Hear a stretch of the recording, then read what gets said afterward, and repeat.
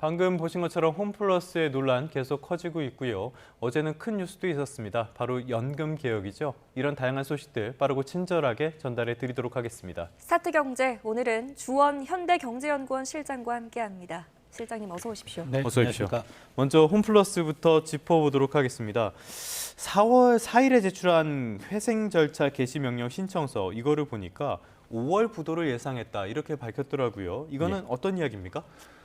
지금은 현금이 이렇게 부족한 건 아닌데, 예. 그러니까 홈플러스가 법원에 제출한 그 서류 안에 들어있는 내용인데, 3월 말에는 한 2,300억 원, 그리고 4월 말에 한 5,200, 5월 말쯤에는 한 7,400억 원 정도가 모자른다고 합니다. 즉, 법원이 회생 절차 개시를 승인을 안 해주면 네. 부도를 내겠다는 협박이죠. 예. 그러면 이제 홈플러스가 부도가 나면 이제 홈플러스만 문제가 있는 게 아니고 예. 거래하던 뭐 모든 그렇죠. 예. 사람들이 위험해지니까 어떻게 보면 법원이 요 데이터만 딱 놓고 보면 안 해주면 큰일 나겠구나라는 이제 네. 그런 의미로 보시면 될 것 같습니다. 네. 말씀하신 것처럼 홈플러스는 그때 당시에 극단적인 상황을 가정한 것이었다 이렇게 해명을 했는데 시장의 의구심을 좀 해소하기에는 부족한 것 같아요. 그렇죠. 이게 왜냐하면 뭐 이거는 극단적인 상황이라는 건 우리가 어떤 미래를 내다볼 수 없기 때문에 예. 또 뭐 정말 운이 좋으면 홈플러스가 또 영업이 잘 돼서 현금이 많이 들어올 수도 있잖아요. 네. 그러니까 그렇지만 가장 비관적 시나리오를 이제 제시를 했고 그게 이제 그거를 제시하면서 이제 홈플러스가 법원에다 이제 기업 회생 절차가 시작이 되면 채권이 동결이 되고 예. 자기들은 살 수가 있잖아요. 네. 그러니까 어떻게 보면 그런 이제 극단적인 데이터를 제시를 함으로써 법원으로 하여금 우리를 만약에 부도가 나면 우리 회사가 부도가 나면 많은 사람들이 피해를 보니까 예. 좀 엄포를 놨다 이렇게 보시면 될 것 같습니다. 말씀하신 대로 진짜 협박이 아닌가 이렇게 와닿는 내용들인데 이 내용도 그렇고 신용등급 강등도 몰랐다.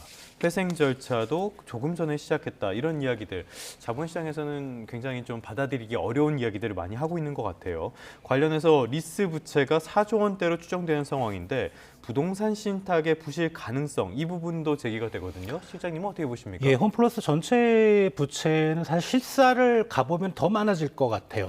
근데 보통은 예. 이제 그렇거든요. 이제 네네네. 지금 나와 있는 거로는 한 8조 5천억 정도 되는데 이 중에 말씀하신 대 부동산 관련 리스 부채가 2조 4천억 정도 예. 되거든요. 그래서 이 부분은 사실 이제 어떤 거냐면 홈플러스는 이제 다른 뭐라 그러죠? 뭐 경쟁사들보다 예. 이게 리스를 하는 그런 점포들이 많아요. 원래는 가지고 있었는데 예.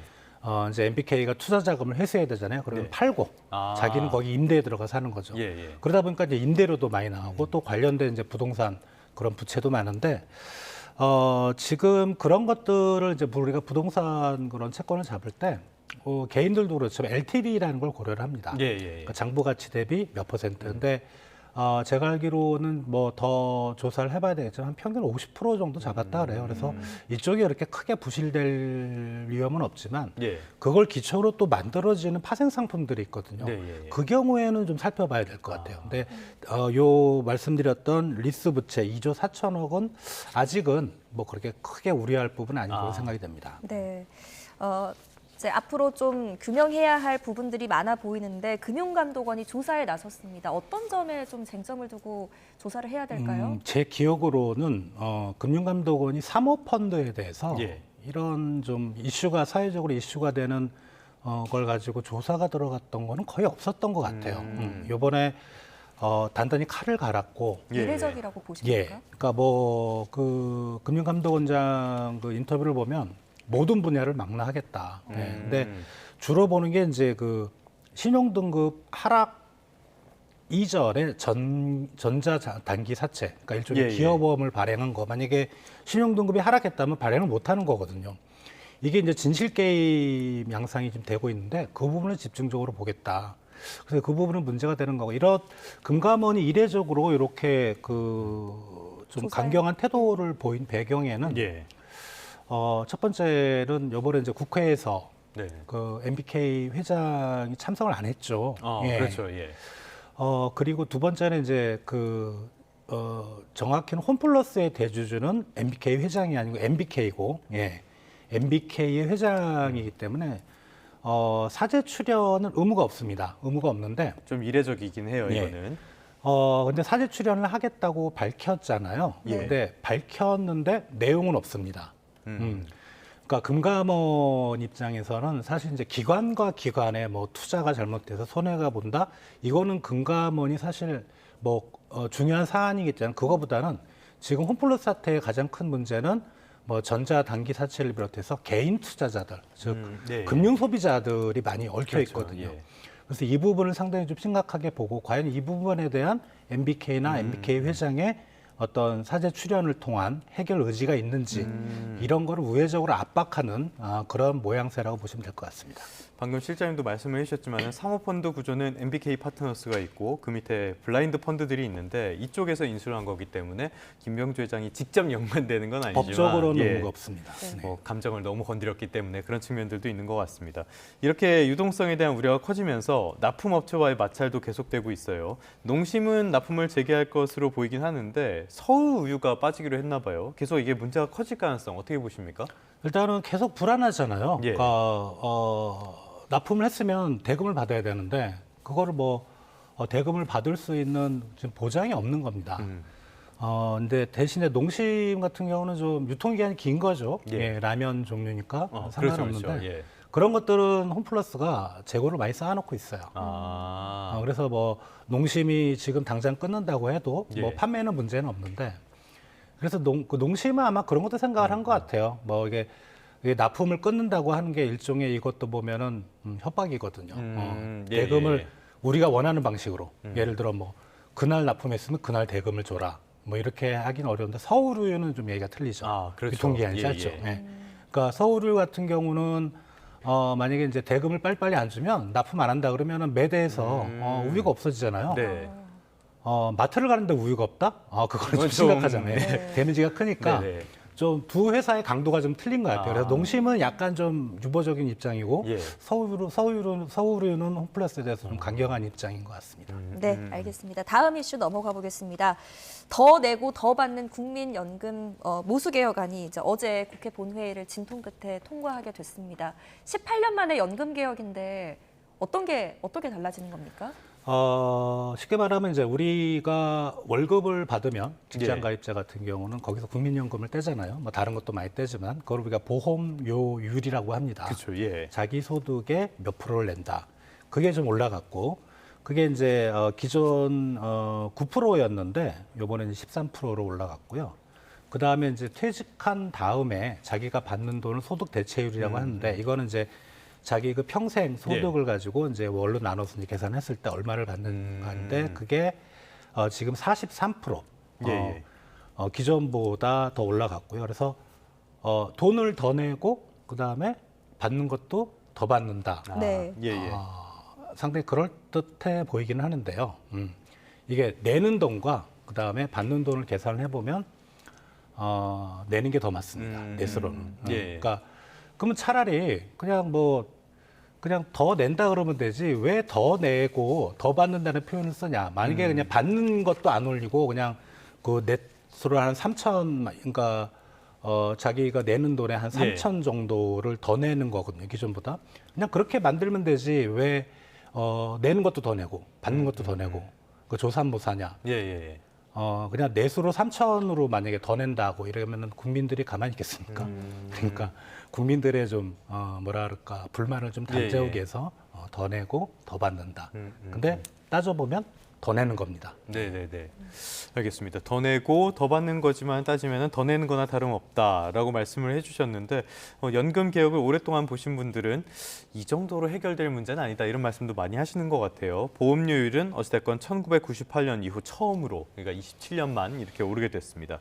여야 합의로 성사되긴 했는데 다른 쟁점이었던 자동 조정 장치 이거는 결국에 무산이 됐어요. 자동 조정 장치가 뭡니까? 지금 이제 그 연금 개혁 얘기가 나온 게 벌써 지난 대통령 선거 때부터 나왔었잖아요. 예.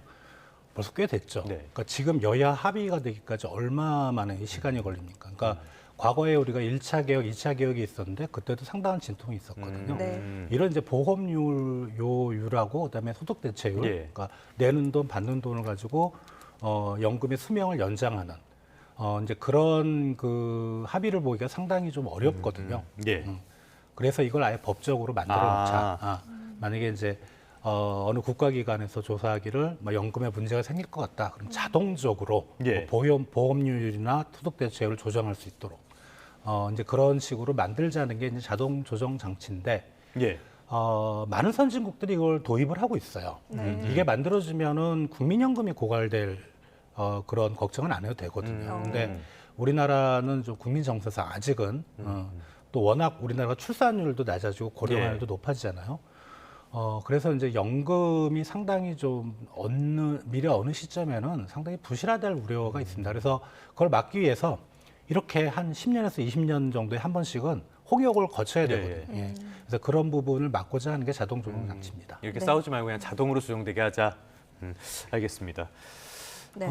이제 아무래도 국민의 관심은 그러면 앞으로 이제 얼마나 더 내고 얼마나 더 받게 되느냐일 텐데 보시는 분들이 좀 체감할 수 있도록 예를 들어주신다면요.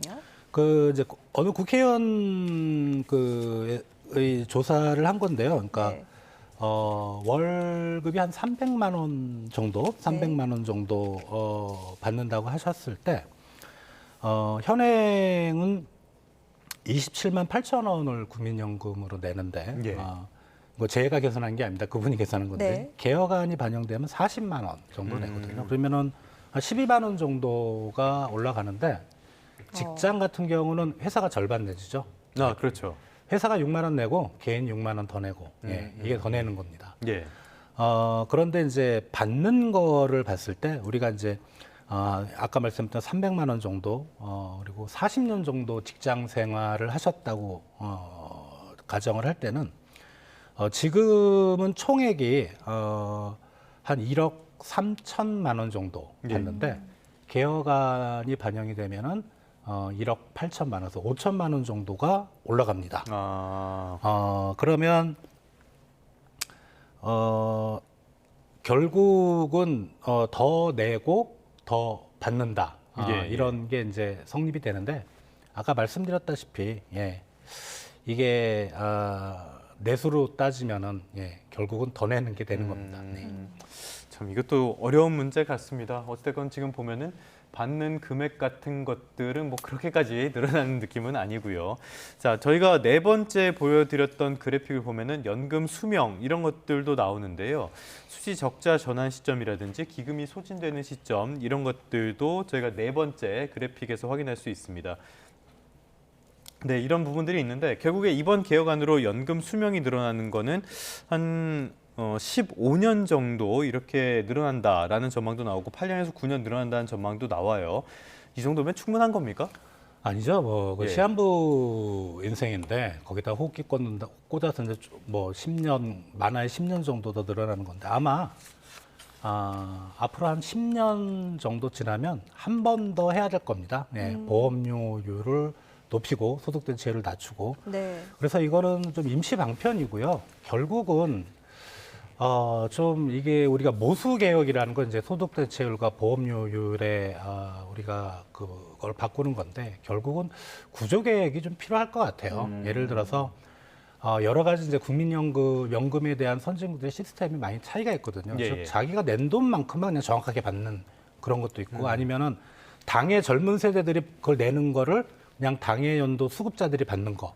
예를 들어 모자르면 국가에서 네, 재정이 네, 네. 들어가고. 근데 그런 식으로 해야 사실은 연금 제도의 어떤 수명 문제, 적자 전환 문제가 해소될 수 있을 것 같고. 그거는 이미 선진국들은 하고 있는 그런 예, 제도인 하고 거죠? 있는 나라도 있고, 근데 국가마다 상당히 좀 복잡합니다. 예, 왜냐하면 이 연금이라는 게 상당히 좀 뭐라 그럴까 논쟁이 많고 관심이 많은 그런 국민들의 사안이기 때문에 그 나라의 사회 분위기에 따라서 좀 천차만별인데 우리나라가 지금 문제가 되는 게 일단은 기대 수명이 너무 많이 높아졌어요. 예. 이 말은 기존에 예상했던 그 연금 지출액보다는 더 늘어난다는 얘기죠. 네. 예. 그런데다가 출산율도 생각보다 너무 빨리 떨어지는 거예요. 그러니까 출산율이라고 하면은 얼마 안 있다 그 사람들이 그 노인 세대들을 위해서 연금을 내야 되는 그런 세대인데, 그러니까 나가는 돈은 많아지고 그 다음에 거치는 돈은 작아지면 이거는 연금은 부실화될 수밖에 없는 거죠.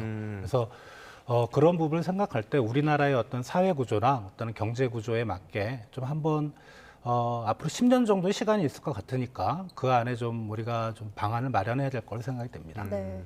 결과적으로 이 연금 고갈 시점은 늦추기는 했지만 결국에 이 젊은 세대들이 좀 떠안아야 할 부담에 대한 지적도 좀 나오더라고요. 이게 이제 미래 세대, 그러니까 우리 젊은 세대와 그다음에 앞으로 이제 연금을 받고자 하는 세대들의 사회 갈등 문제로까지 번질 수가 있어요. 예. 그러니까 이런 시스템은 지금 젊은 세대들은 손해를 보는 거거든요. 그렇죠. 예. 예.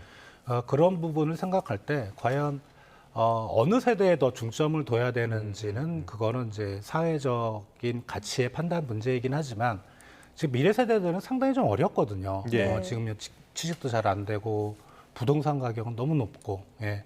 근데 그런 부분을 생각할 때 어떻게 보면은 한 나라, 한 사회의 장래를 끌고 갈 세대는 지금의 젊은 세대거든요. 근데 그 사람들을 위한 우리가 좀 사회적인 고려의 어떤 비중이라 할까 이런 걸 좀 높일 필요가 있다 생각이 됩니다. 뭐 이 연금이라든지 사회복지 상당 부분은 젊은 층이 부담해서 노년층을 지원하는 개념이긴 한데 이런 것들이 너무 심화된다면은 지속 가능성은 물론 떨어질 수밖에 없을 것으로 보이니까 말씀하신 대로 개혁이 필요해 보이긴 합니다. 끝으로 뉴욕 증시 상황 짚어보도록 하겠습니다. 3대 지수 모두 하루 만에 다시 반락했어요. 어땠습니까? 그러니까 어제는 조금 올랐는데 예. 그게 이제 연준의 어떤 금리 동결 그리고 나왔던 점도표가 기대치하고 벗어나지 않는다라는 시장의 안도감. 예. 그런데 어제 그 점도표를 곰곰이 보면 사실은 매파입니다. 그렇죠. 예. 그러니까 시장이 이게 잘못하면은 트럼프의 관세 정책이 미국 경제의 어떤 스태그플레이션 이런 우려가 계속이 되는 것 같고, 예. 그런 부분을 생각할 때 앞으로 당분간은 미국 증시는 상당히 좀 변동성이 심하고 뭐 크게 올라가지도 예. 못하고 내려가지도 못하겠지만 상당히 좀 시장의 어떤 우려감이 반영되는 그런 분위기일 거로 생각이 됩니다. 말씀하신 대로 어제 점도표를 보면은 성장률 전망치는 많이 낮추고 물가 전망치는 높였으니까 말씀하신 그런 스태그플레이션 우려도 분명히 나올 것 같긴 합니다. 지금까지 주원 현대경제연구원 실장님과 함께 다양한 경제 이슈들 살펴봤습니다. 오늘 말씀 고맙습니다.